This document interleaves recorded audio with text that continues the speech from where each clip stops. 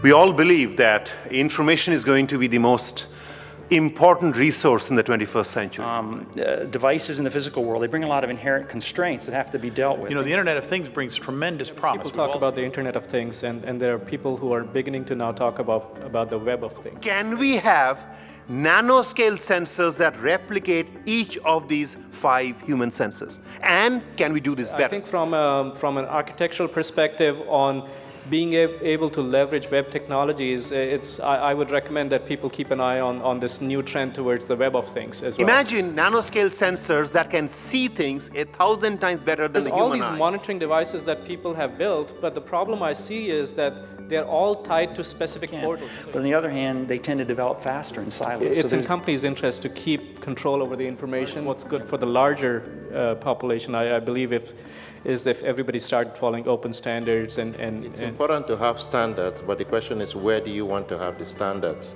Structured data, medical history data from individuals, personalized data from gene sequencing, live data from smart sensor, from the trillions of data sensors and so on, and sorts of social networking data. The future of healthcare would be different. That's the world of Internet of Things that we live with. How do we actually ensure that there is right amount of access available to who wants that data and in what form do they want it? And I mean, we have seen one example of that. Obviously, that's the iPhone and its App Store model. We all see the excitement. But when we bring all this new excitement, we're also bringing lots of new vulnerability. It's kind of an outlook of what is the Internet of Things when you look at existing devices and implementations. The explosion of social networking, like Twitter and Facebook, the explosion of Android and iOS tablets and smartphones shows us what could be. But how do we take advantage of that for this next explosion of the Internet of Things? And a lot of people are speculating that Apple's building a TV with voice-based UI. It's less clear to me is if you try to build these resource-constrained devices with voice-based UI, where would you do the voice processing? Silicon Valley innovation and tradition of innovation can directly impact many of these. Open source software definitely plays a part, but there's this whole new trend about open source hardware. How do we build that developer community that can take their paradigm knowledge and help contribute to an overall Internet of Things? We're facing a major challenge in how to manage all of these devices. But we haven't really cracked the nut on how to manage device discovery, configuration, life cycle of these sensors, which are going to be in the field for a long time. Let me tell you, I'm extremely concerned. Two aspects to this Internet of Things that are going to make the matter much, much worse. Raises very ominous questions about security. You know, we've been talking about security of sensors, but what about actuators, right? Almost from a national security point of view, is the possibility of correlated failure. So if you know, it does sound like a potential recipe for disaster. With security certificates inside of them. Now, that's only a small part of the problem because it immediately begs who's going to be the certificate authority.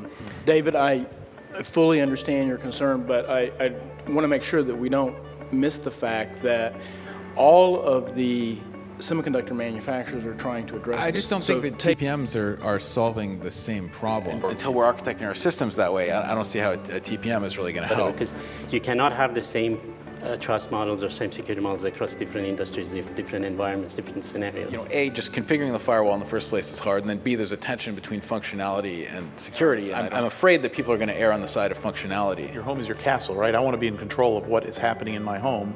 And yet many of those sensors will be put in place by other people. And they're using information from those sensors for their own purposes. What happens when we start connecting things beyond that? What we see in the social network where people are posting things for their friends, but it's being used in a different way.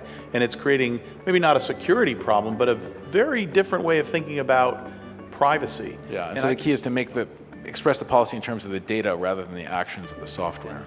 There are going to be lots of new innovations around security, around management. New standards will emerge. I mean, we still, in the physical world, you see lots of legacy technology that would be, you could do a much better job today if you were to replace it, but the economics isn't there to do so. And so we're stuck with the old technology. Do we risk that happening with the sensor technologies, the protocols, et cetera? And there are lots of activities that happen in the markets that are absolutely meaningless except in the 10 seconds after they happen. Big data is the theory that you can look at all of this disjointed data from social networking to, sensor data, and you can come up with a new revelation on that. Do you want that available? I think we've got to figure that out. Can you do secure systems that maybe don't have resources to do public key, private key, that can only do symmetric encryption? My position is like maybe we should give up on software. In the organization, you're saying, okay, I've got Google Maps and they're getting data from me so they can show traffic and stuff like that. You know, it's useful. It's kind of like having a chainsaw, right? It's a very powerful tool, but you can hurt yourself with it too. Because there's so much radio frequency noise in the environment, and it doesn't matter how much you've safety certified the devices unless you figure out a way to have secure data pathways through that noise. And I'm a big believer that there's going to have to be various forms of network virtualization so you can take advantage of the specific lower level pieces. These people don't care about security. All they care about is regulatory compliance. There's going to be a lot of evolution over the next several years. Things out there that are already wired or not connected at all today that are becoming wireless. This has been around for a long, long time. It's not really new. It's just now you have the carriers going full bore. So Alzheimer's patients and being able to track them and set up a geofence and know where they are, be able to provide push buttons. How do you connect the various enterprise business applications? For most products, very little is done in the brain, and it's almost all responses that are local. One of the trends that we're seeing are a lot of the operators have been opening up their APIs so people can easily integrate. When you're talking about things, there's always somebody out there that's making that thing. So one of the most important perspectives is what the industry looks like to that guy that makes sump pumps. As the channels of commerce are increasing, right now the applications that are being addressed are the very top of the pyramid, these really high value applications. And one of the questions about that is if we're going to get to 30 billion devices, how do we start to get to that base of that pyramid? And part of that has to be a pretty dramatic falling in the costs of these systems. I think there's a tremendous opportunity for disposable devices with low bit rates and low cost. From the enterprise side, obviously what excites us is the whole sense and respond type of environment. MDM is real, it's not in the future. We are actively recruiting, everybody in this room to participate in this Internet of Things and an open source and help us define it and get it out there. This is a real phenomenon, and I will just tell you this, either you're going to deploy it to create operational efficiencies in your business, or you're building a product that's going to have connectivity in it and you'll generate revenue as a result of it. And if you're not, your competition probably is. It is here, it is now.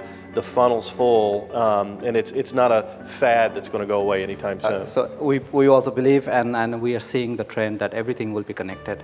Your school, your hospital, your government, your car, everything will be connected. This isn't going to come together without an ecosystem. Connectivity is one part, but also getting all the elastic cloud computing and the service delivery platforms are going to be necessary to help kind of this revolution take place. So that's what's giving us smiles right now. If you're not doing this, your competitors are. We're got a pretty good view across pretty much every SIC code, and it's existing companies and startup companies. So it's a great opportunity. So I would try to take advantage of it.